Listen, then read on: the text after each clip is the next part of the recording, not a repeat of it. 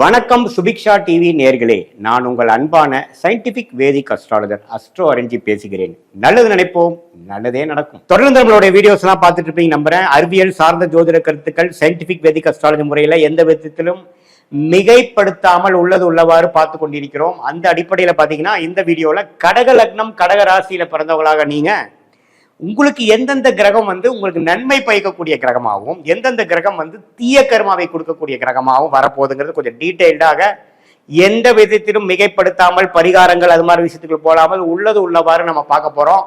அதுக்கு முன்னாடி first time நம்ம சேனலுக்கு வரவங்க மறக்காம சப்ஸ்கிரைப் பண்ணுங்க. உங்களுக்கு பிடித்த வீடியோஸை ஃப்ரெண்ட்ஸ் அண்ட் ஃபேமிலிஸ்க்கு ஷேர் பண்ணுங்க.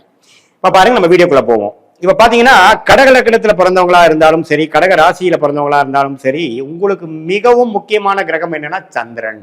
அவர்தான் உங்களோட உடல், உள்ளம், மனசு, உங்களுடைய செயல்திறன், நேச்சுரல் டெண்டன்சி என்று சொல்லப்படுகிற உங்களுடைய பர்சனாலிட்டியை ரூல் பண்ணக்கூடிய ஒரு கிரகமாக கடக லக்னத்தோட அதிபதியாகிய கடக ராசியோட அதிபதியாகிய சந்திரன் வருகிறார். அவர் எந்த அளவுக்கு திருட்பலம் பெறுகிறார், ஒளி பெறுகிறார். பௌர்ணமிக்கு அருகில் இருக்கிறப்ப பிறந்திருக்கீங்களா, அமாவாசைக்கு அருகில் இருக்க பிறந்திருக்கீங்களா, அமாவாசைக்கு அருகில் இருந்தாலும் அந்த அமாவாசை தோஷத்தை நீக்குவதற்காக குரு பார்வை பெறுகிறதா, குருவோட சேர்ந்திருக்குதா, சுக்கிரன் பார்வை பெறுகிறதா, சுக்கிரனோட சேர்ந்திருக்குதா, சுபர்களின் தாக்கம் இருக்கும் பொழுது ஒரு திருட்பலம் பெற்று நல்ல ஒரு வாழ்க்கை வாழ்வதற்கும் சனி செவ்வாய் ராகு கேதுங்கிற பாவகிரகத்தோட சேர்க்கையிலேயோ பார்வையிலேயோ இருக்கும் பொழுது கொஞ்சம் ஜாதகர் டிஸ்டர்ப் ஆகி ஒரு மாதிரியான ஒரு அது கொஞ்சம் டீட்டெயிலா பாக்குறப்பதான் எத்தகைய ஒரு வாழ்க்கைங்கிறது தெரியும். ஸோ அது மாதிரி ஒரு வாழ்க்கையை வாழ போறாருங்கிறதும் நம்ம புரிஞ்சுக்கிறோம். ஸோ ஒரு திருட்பலம் பெறும் பொழுது, சுபகிரகத்தின் தாக்கம் இருக்கும் பொழுது அற்புதமான ஒரு யோகமான வாழ்க்கையும், ஒரு சனி செவ்வாய் ராகு கேது பெறும் பொழுது வாழ்க்கையில சில விஷயங்கள் பாதிப்புள்ளாகிறது. அது என்ன சில விஷயங்கள்ங்கிறது டீட்டெயிலா போய் நம்ம அந்த எந்த கிரகம் பாதிக்கப்பட்டிருக்கு, அந்த கிரகத்தின் ஆதிபத்தியம் என்ன, எத்தனை டிகிரி சேர்ந்திருக்கு, அந்த கிரகம் எத்தகைய ஒரு தன்மை வாய்ந்ததுங்கிறத பொறுத்து நம்ம பார்ப்போம்.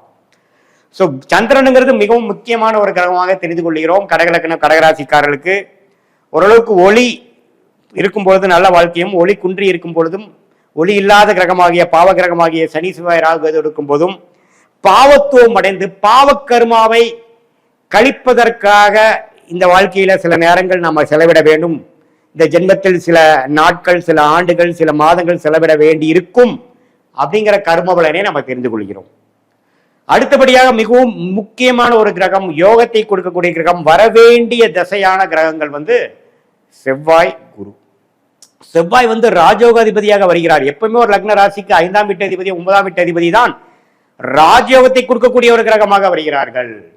5ஆம் வீட்டு அதிபதி வராத பட்சத்தில் பாத்தீங்கன்னா அந்த செவ்வாய் பாத்தீங்கன்னா சந்திரனோட நட்பு கிரகமாகவும், குருவும் பாத்தீங்கன்னா சந்திரனுக்கு நட்பு கிரகமாகவும் தான் வரும். அதுதான் இந்திய வேத ஜோதியோட அடிப்படை. யார் உங்களுக்கு நன்மை பயக்கக்கூடிய கிரகமாக வருகிறாரோ அந்த கிரகம் உங்களுடைய லக்னாதிபதி ராசியாதிபதிக்கு நண்பராக வருவார். அதுதான் அடிப்படை.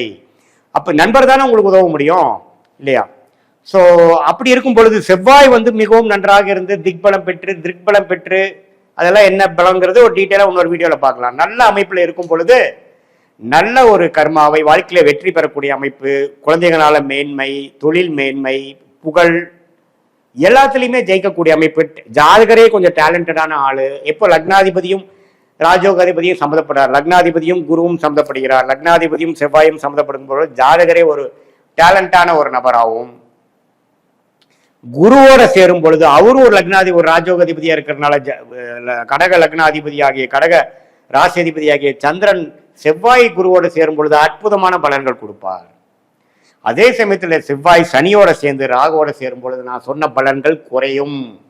நிறைய வாய்ப்புகள் இருந்து நான் அதை யூஸ் பண்ண முடியல, கைக்கு வந்தது வாய்க்கு வரவில்லை அப்படிங்கிற மாதிரி ஒரு தாக்கத்தை கொடுக்கக்கூடிய ஒரு கர்ம வினைகள் உங்கள் வாழ்க்கையில் செயல்பட நீங்கள் பார்ப்பீர்கள், குறிப்பாக அந்த செவ்வாய் திசையில.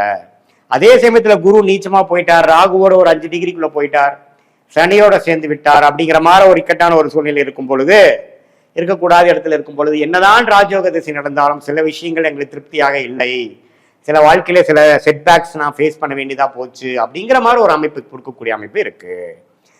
ஸோ அதே ஒரு நல்ல மேன்மையாக 9ஆம் வீடுங்கிற பாகிஸ்தானத்துக்குள்ள கனெக்ட் ஆகும் பொழுது, 5ஆம் வீட்டுல கனெக்ட் ஆகும் போது ஆட்சி உச்சம் பெற்று நட்பு வீட்டுக்கு குறையாமல் இருக்கும் பொழுது அற்புதமான பலன்களை இந்த செவ்வாய் திசையும் குரு திசையும் கொடுப்பார் கடகலக்ன கடகராசிக்காரருக்கு நீங்க தெரிந்து கொள்ள வேண்டும்.